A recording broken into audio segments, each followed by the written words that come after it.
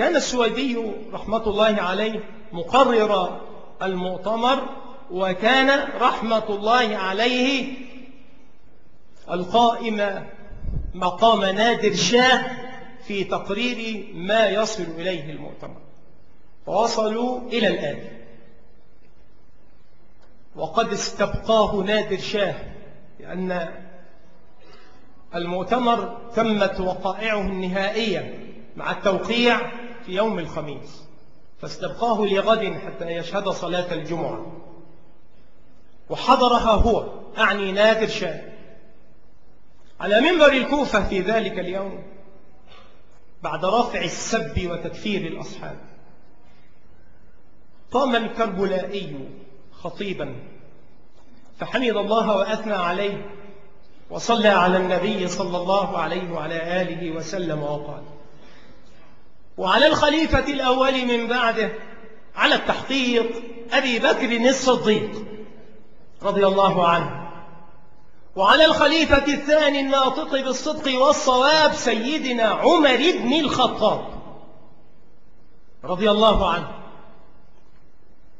هل لاحظت شيئا؟ أجزم بأنك لم تلاحظ شيئا.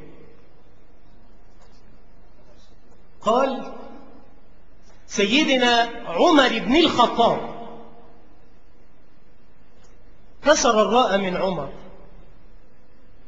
مع أن الخطيب كان إماما في العربية، ولكنه قصد دسيسة لا يفهمها إلا الفحول، وهي أن منع صرف عمر إنما هو للعدل والمعرفة.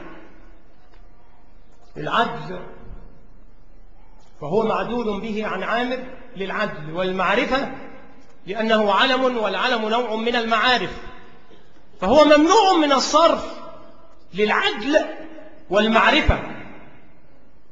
فصرفه هذا الخبيث قصدا إلى أنه لا عدل فيه ولا معرفة.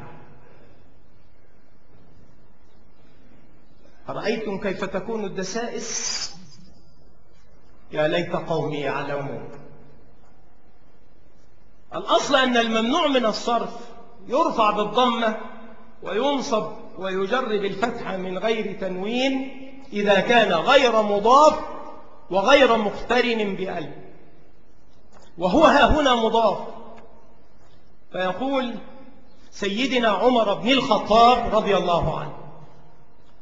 فلما عدل هذا الرجل عن ذلك فجعله مكسورا، كأنما دل على أنه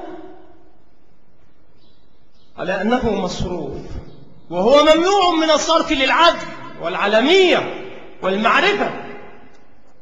فإذا عدل به عن ذلك فكأنما يقول لا عدل فيه ولا معرفة.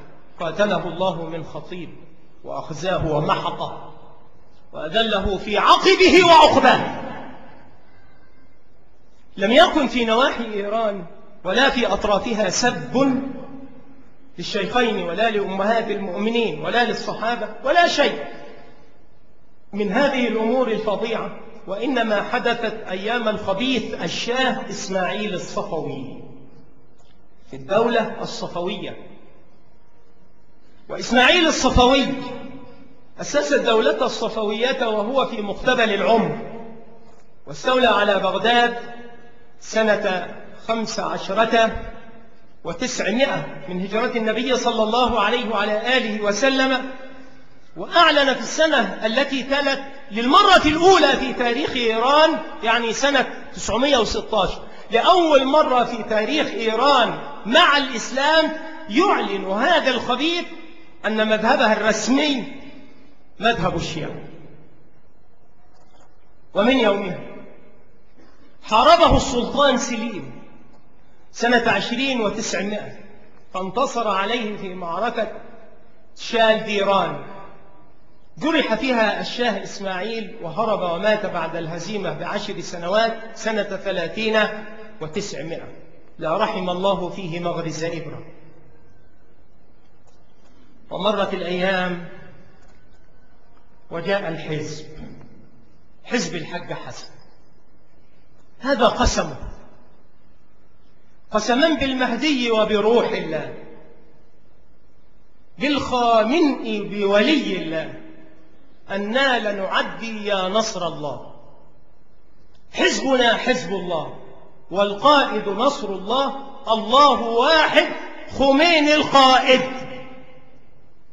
الوظيفة الرسمية لحسن نصر الله الوكيل الشرعي للإمام علي خامنئي بلبنان.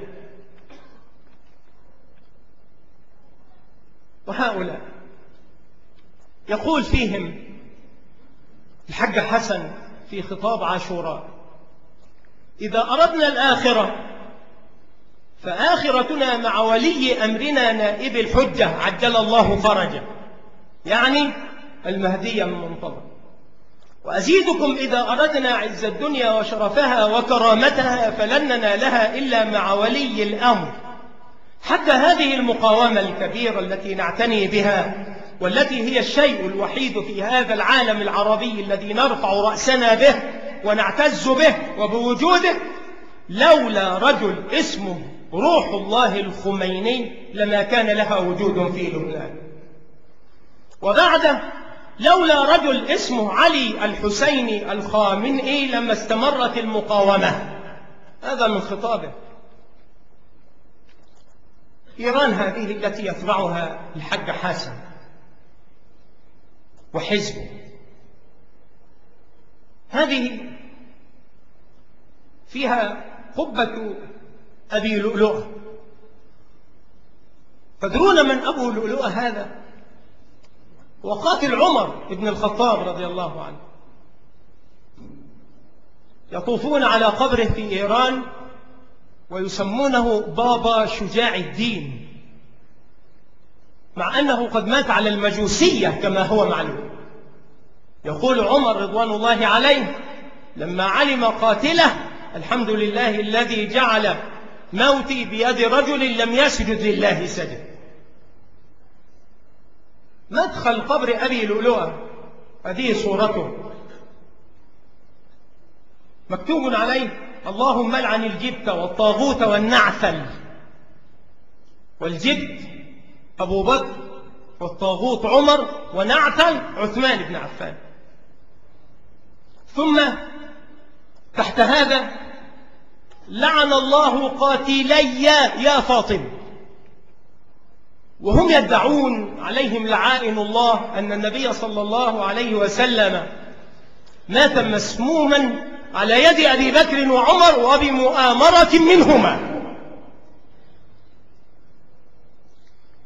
يا ليت قومي يعلمون.